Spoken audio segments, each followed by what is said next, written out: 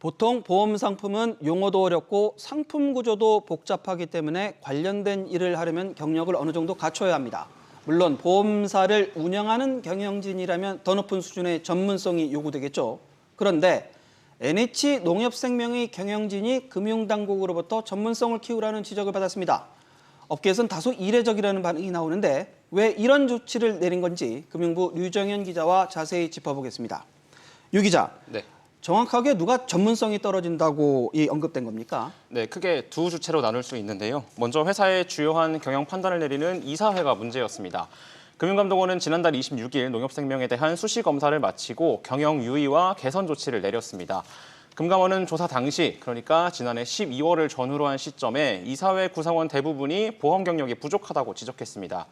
실제로 전체 이사의 평균 보험 경력은 5년에 채 미치지 못했고요. 대표이사와 일부 사회이사, 비상임이사는 보험업 경력이 없었습니다. 이 같은 지적은 지난 1월 부임에 회사를 이끌고 있는 윤혜진 대표이사도 해당합니다. 윤 대표는 지난 1990년 농협중앙회에 입사한 이후 신탁이나 투자, 여신금융 부문에서 활동했을 뿐 약 30년 넘는 재직 기간 동안 보험 일을 한 적은 없었습니다. 이사회 구성원 외에도 업무집행 책임자에 대해선 낙하산 인사란 지적이 나왔습니다.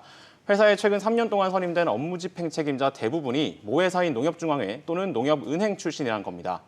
업무집행 책임자는 이사회에 소속돼 있지 않으면서 업무를 집행할 권한을 가진 사람, 쉽게 말하면 부사장, 전무, 상무같이 실무를 담당하는 임원입니다.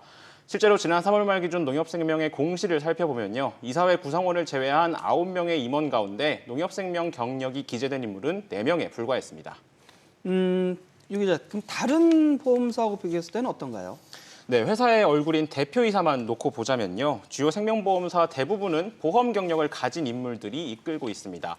전영묵 삼성생명 대표와 편정범 교보생명 대표는 사원부터 시작한 내부 출신이고요.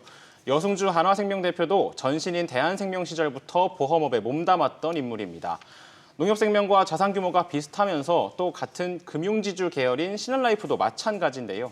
이영종 대표가 은행 출신이긴 하지만 신한생명과 오렌지라이프의 합병 작업을 주도했고 이후에도 일부 임원 기간을 거쳐 대표 자리에 올랐습니다. 경영진 전문성이 떨어지면 아무래도 이 잘못된 의사결정 내려질 가능성이 높겠죠? 그렇습니다. 특히 최근같이 금융시장 변동성이 크고 또 각별한 리스크 관리가 필요한 시점에선 더 그럴 수밖에 없습니다. 금감원도 이번 감사에서 이 같은 부분을 짚었는데요. 금감원은 업무집행 책임자들의 이해도 부족은 위기 상황 발생 시 적절한 대응을 어렵게 할 우려가 있다고 명시했습니다. 특히 올해부터 보험업계는 새 국제회계 기준인 IFRS 17과 새로운 지급여력 제도인 킥스를 도입하는 등 회계적인 부분에서 대대적인 변화를 맞았는데요. 불안정한 금융시장에 새로운 회계 제도가 맞물리는 시점에서 경영진의 보험 산업에 대한 이해도가 더 필요한 시점이란 목소리도 나옵니다.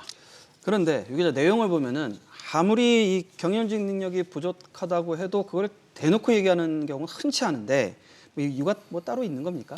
네, 말씀하신 대로 보험업계에서도 경영진 능력을 지적한 이번 제재를 두고 다소 이례적이란 반응이 나옵니다. 또 엄연히 사적 조직인 만큼 법을 어기는 게 아니라면 인사정책은 자유롭게 결정할 수 있다는 의견도 있었습니다. 특히 농협금융 계열사를 총괄하는 농협금융지주는 농협중앙회가 지분 100%를 들고 있습니다.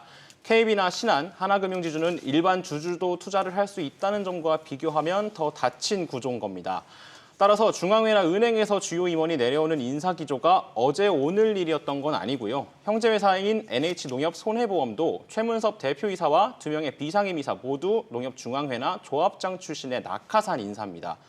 이 때문에 일각에서는 이번 제재를 농협생명이 지난해 건전성 지표를 제대로 관리하지 못한 데 따른 일종의 군기잡기가 아니냐는 평가도 나옵니다. 이 부분 직접 들어보시죠.